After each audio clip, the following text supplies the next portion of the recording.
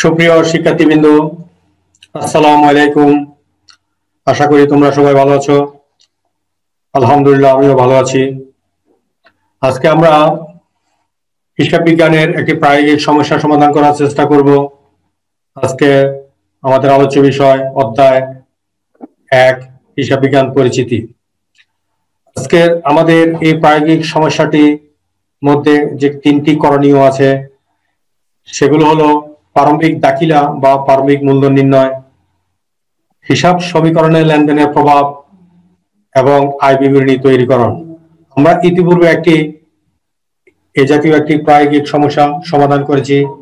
সেটিতে হিসাব সমীকরণে লেনদেনের প্রভাব নিয়ে আলোচনা করেছি। আজকে আমরা ভিন্ন আঙ্গিকে আরেকটি সমস্যা সমাধান করার চেষ্টা করব। অঙ্কটি এসেছে বরিশাল বোর্ড 2015 সালে। সুপ্রিয় শিক্ষার্থীবৃন্দ, আমরা প্রথমে প্রবলেমটি খুব যত্ন সহকারে পড়ে নিব, তারপর আমরা করণীয়গুলো সমাধান করার চেষ্টা করব। মেসার্স সালসাবিল ট্রেডার্স এর 31 জানুয়ারি 2014 সালের হিসাব উদ্ধৃত গুলো নিম্নরূপ: নগদ 80,000 টাকা, অফিস সরঞ্জাম 30,000 টাকা, ভূমি ও দালান কোটা 2,50,000 টাকা, দেনাদার 40,000 টাকা, পাওনাদার 45,000 টাকা। ফেব্রুয়ারি মাসে তার ব্যবসায় সম্পাদিত লেনদেনগুলো নিম্নরূপ: 2014 ফেব্রুয়ারি 5, 10% প্রদেয় নোটের স্বীকৃতি দানের মাধ্যমে ব্যাংক থেকে ঋণ গ্রহণ 50,000 টাকা।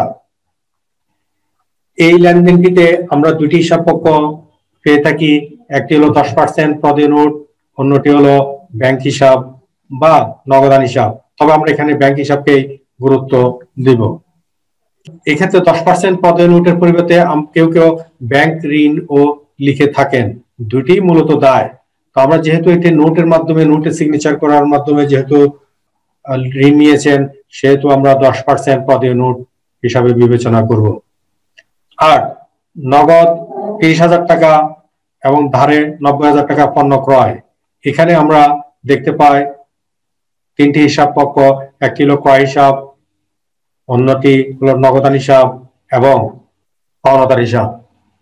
3 মাসের শোরুম ভাড়া অগ্রিম প্রদান, এক্ষেত্রে অগ্রিম ভাড়া হিসাব, অন্যটি নগদান হিসাব। ইন্স্যুরেন্স প্রিমিয়াম পরিশোধ 1,200 টাকা, এক্ষেত্রে দুটি হিসাব পক্ষ। একটি হলো ইন্স্যুরেন্স প্রিমিয়াম বা বীমা সালামি, অন্যটি হলো নগদান হিসাব। 3% কারবারি বাট্টায় পণ্য বিক্রয় 1,20,000 টাকা, নগদে 60% এবং ধারে 40%। এখানে আমরা জানি যে আমরা কারবারি বাট্টা হিসাবভুক্ত করি না, তাই কারবারি বাট্টা বাদ দিয়ে অবশিষ্ট টাকার 60% নগদে এবং 40% ধারে আমরা লিপিবদ্ধ করব। এক্ষেত্রে আমরা 1,20,000 টাকা থেকে 3% কারবারি বাট্টা বাদ দিয়ে দেখাবো। যাই হোক, এখানে আমাদের লেনদেনটি হবে দেনাদার, নগদান এবং বিক্রয় হিসাব। মালিক কর্তৃক নগদ উত্তোলন, এক্ষেত্রে দুটি হিসাব পক্ষ। একটি হলো উত্তোলন হিসাব, অন্যটি হলো নগদান হিসাব। একজন দেনাদার নিকট থেকে 30,000 টাকা পাওয়া গেল, এখানে দুটি হিসাব পক্ষ। একটি হলো নগদান হিসাব, অন্যটি হলো দেনাদার হিসাব। 28 তারিখে অগ্রিম প্রদত্ত ভাড়া 1 মাস অতিক্রান্ত হয়েছে, অর্থাৎ আমাদের যে অগ্রিম ভাড়া ছিল, সে অগ্রিম ভাড়ার 1 মাস অতিবাহিত হওয়ার কারণে এটিকে আমরা খরচে রূপান্তর করব। তার মানে ভাড়া হিসাব, অন্যটি হলো অগ্রিম ভাড়া হিসাব। যাই হোক, এখন করণীয়গুলো আমরা দেখে নিই। মেসার্স সালসাবিলস ট্রেডার্স এর প্রারম্ভিক জাবেদা দাখিলা দাও অথবা প্রারম্ভিক মূলধন নির্ণয় করো। আমরা এই 2 নম্বরের কোশ্চেনটি দুভাবে আসতে পারে। প্রারম্ভিক জাবেদা দাখিলা যদি দিতে বলা হয়, তাহলে আমরা জাবেদার ফরম্যাটে এটিকে উপস্থাপন করতে হবে। অন্যদিকে প্রারম্ভিক মূলধন নির্ণয় করতে বলা হলে আমরা সেটি জাবেদার ফরম্যাটে উপস্থাপন করে নির্ণয় করতে পারি, অথবা আমরা এটি স্টেটমেন্ট অর্থাৎ তালিকা আকারে নির্ণয় করতে পারি। খ, হিসাব সমীকরণে লেনদেনের প্রভাব টেবিলের মাধ্যমে উপস্থাপন করো। আমরা ইতিপূর্বে টেবুলার চক বা টেবিলের মাধ্যমে লেনদেনগুলোর হিসাব সমীকরণের যে প্রভাব সেটি আমরা উপস্থাপন করেছি। এই অঙ্কটিতে আমরা করার চেষ্টা করব। 2014 সালের 28 ফেব্রুয়ারি সমাপ্ত মাসের জন্য আয় বিবরণী তৈরি করো।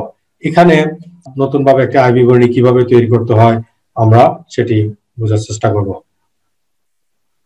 প্রথমে আসা যাক মেসার্স সালসাবিলস ট্রেডার্স এর পারমিট জাবেদা দাখিলা। পারমিট জাবেদা দাখিলা সাধারণত এটি একটি প্রকৃত জাবেদা বা সাধারণ জাবেদা।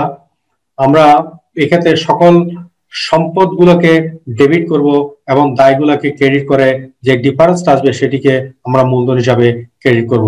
এক্ষেত্রে আমরা প্রশ্নে দেখতে পাই প্রারম্ভিক উদ্বৃত্ত নগদ ৮০,০০০ টাকা, অফিস সরঞ্জাম ৩০,০০০ টাকা, ভূমি ও দালান কোটা ২,৫০,০০০ টাকা, দেনাদার ৪০,০০০ টাকা ও পাওনাদার ৪৫,০০০ টাকা।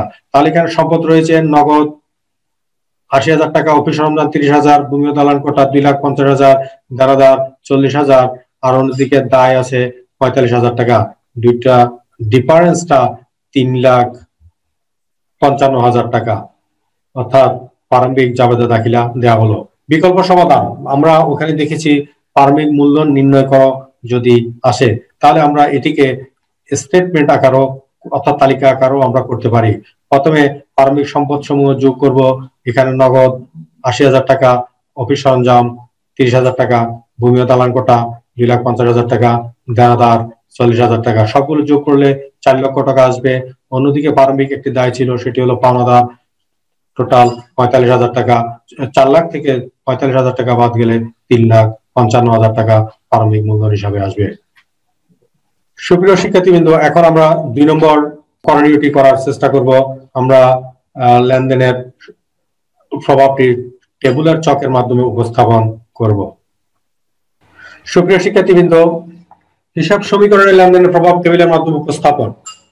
আমরা এক্ষেত্রে প্রথমে যে উদ্বৃত্তগুলো দেওয়া আছে অর্থাৎ সেগুলো 2014 সালের ফেব্রুয়ারি 1 তারিখে আমরা উপস্থাপন করব।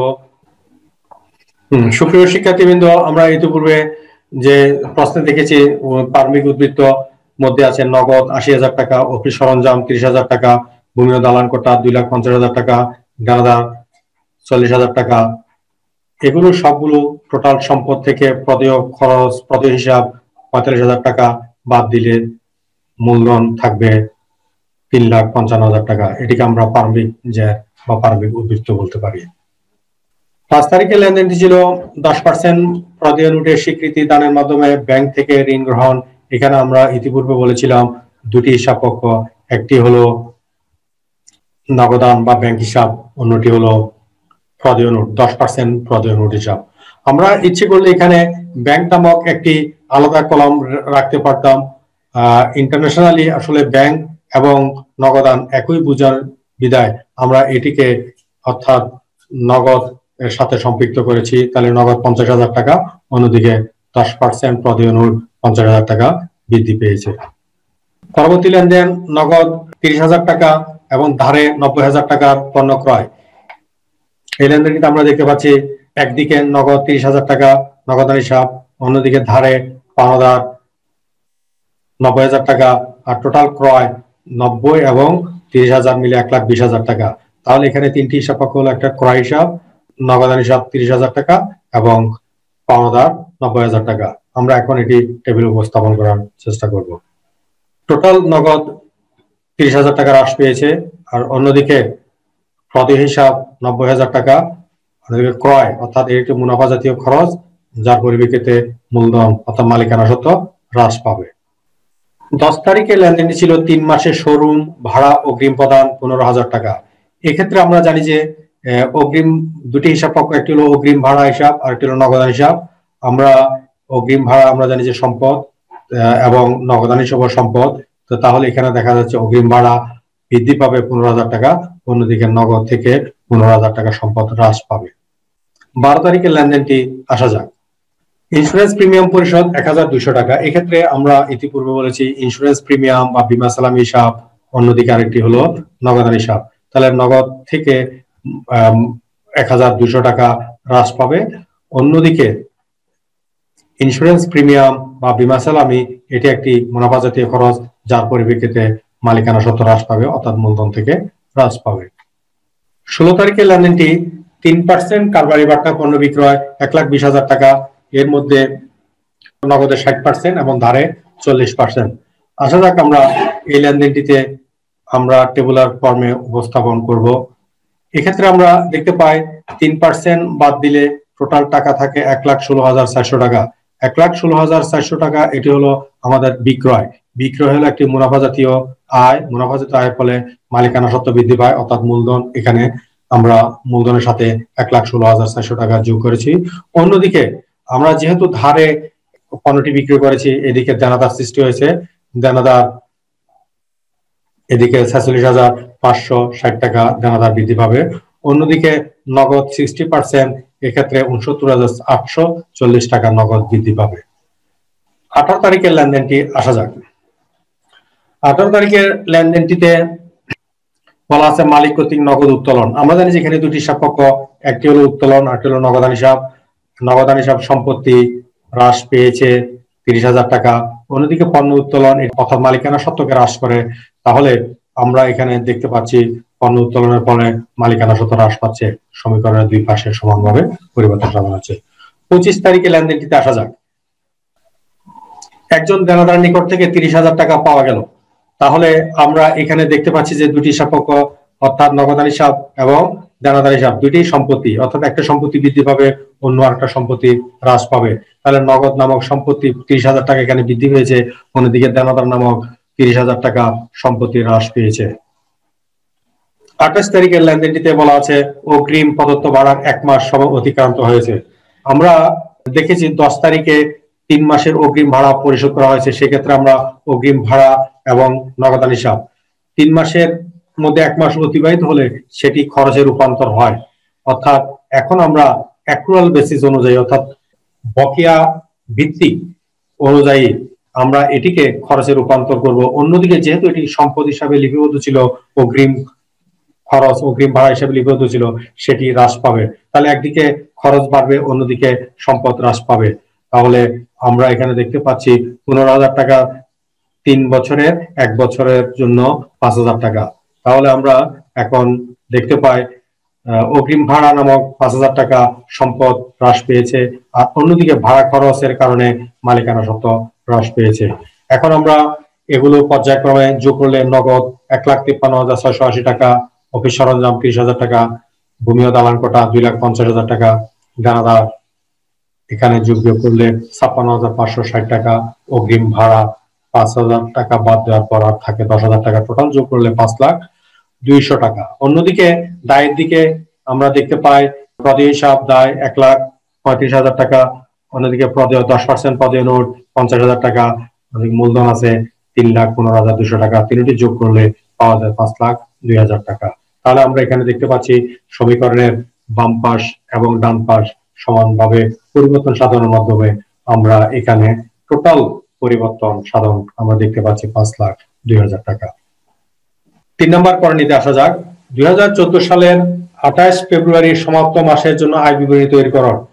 আমরা জানি যে হিসাব আমরা বিভিন্নভাবে ক্লোজ করতে পারি, হিসাব চক্র অনুসরণ করে এবং সমীকরণের মাধ্যমে। ছোটখাটো প্রতিষ্ঠানগুলো সাধারণত হিসাব সমীকরণের মাধ্যমে লেনদেন লিপিবদ্ধকরণের মাধ্যমে হিসাব ক্লোজ অথবা সমাপন করতে পারবে, অর্থাৎ হিসাবের লাভ লোকসান এবং আর্থিক অবস্থার বিবরণী নির্ণয় করতে পারবে।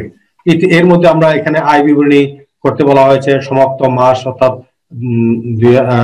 ফেব্রুয়ারি মাসের টোটাল নেট লাভ বা ক্ষতি আমাদের এখানে বের করতে হবে। আমরা এখানে দেখতে পাই পণ্য বিক্রয় 3% বার্তা বাদে, অর্থাৎ নেট বিক্রয় আছে 1,16,400 টাকা। এই 1,16,400 টাকা থেকে যাবতীয় ব্যয় সমূহ, অর্থাৎ মুনাফা জাতীয় ব্যয়, ভাড়া খরচ, তারপরে পণ্য ক্রয়, ইন্স্যুরেন্স প্রিমিয়াম, এগুলা টোটাল যোগ করে 1,26,200 টাকা আমরা বাদ দিয়ে পাবো 9,800 টাকা। এটি মূলত আয় থেকে ব্যয় বেশি, তাহলে 9,800 টাকা এখানে ক্ষতি হিসাবে বিবেচনা করবো। আর আমরা এখানে একটা দেখছি 10% প্রদেয় নোট, অর্থাৎ প্রদেয় নোটের এখানে যেহেতু সময় উল্লেখ করা নাই, সেহেতু আমরা এখানে এই সুদটি বিবেচনা আনি নাই। সুপ্রিয় শিক্ষার্থীবৃন্দ, তোমরা এই অঙ্কটি মিনিমাম 2 বার দেখবে এবং অনুশীলন করবে এবং খুঁটিনাটি বিষয়গুলা জানার চেষ্টা করবে। আজকের আলোচনা এখানে সমাপ্তি করলাম। ধন্যবাদ।